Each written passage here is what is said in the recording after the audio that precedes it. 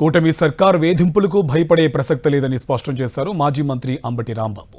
సత్తెనపల్లిలో తన పొలానికి సర్వే పేరుతో నోటీసులు ఇచ్చారని ఆరోపించారు. చంద్రబాబు, లోకేష్ వస్తే తన పొలం చూపిస్తానన్నారు. తిరుమల లడ్డూపై రాజకీయాలు మొదలుపెట్టిన రోజు నుంచి చంద్రబాబు పతనం మొదలైందన్నారు అంబటి. లీగల్గా రావాలా? రీజనల్ ఎన్ఫోర్స్మెంట్ ఆఫీసర్కి నా పొలానికి సంబంధం ఏంటి? ఉంది, స్విమ్మింగ్ పూల్ ఉంటుంది అనుకోండి, బావి అనుకోండి, అది స్విమ్మింగ్ పూల్ ఉంటే, గెస్ట్ హౌస్ ఉంటే ఉండకూడదా? చట్ట వ్యతిరేకమా? నేను అడుగుతా ఉన్నా. మరి చంద్రబాబు నాయుడు చట్ట వ్యతిరేకమైనటువంటి కృష్ణానది గర్భంలో ఉన్నటువంటి గెస్ట్ హౌస్లో ఆయన నివసిస్తూ నా పొలంలో ఒక చిన్న గెస్ట్ హౌస్, ఒక బావి ఉంటే దాన్ని మీరు ప్రశ్నిస్తారా? ఏంటి మీ ఉద్దేశం?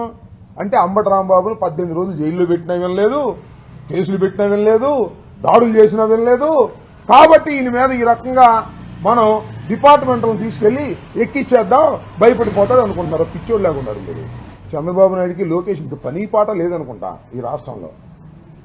నా ఆస్తులు ఎక్కడున్నాయి, దానిలో ఏముంది అని రంధ్రాన్వేషణ చేసి ఏం చేస్తారు మీరు అని అడుగుతా ఉన్నా.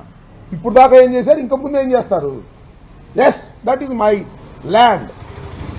లీగల్ గా కొనుక్కున్నటువంటి ల్యాండ్. కృష్ణానది గర్భంలో ఉన్నటువంటి పెద్ద స్విమ్మింగ్ పూలు, పెద్ద అద్భుతమైన భవనము, నా దొక్కు గుంట 2 చూద్దురని నేను వస్తాను.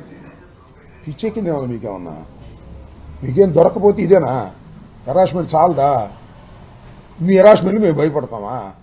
మీ హెరాస్మెంట్కి భయపడిపోయి మేము వైఎస్ఆర్ కాంగ్రెస్ పార్టీ వదిలిపెట్టి మీ అంట తిరగాల?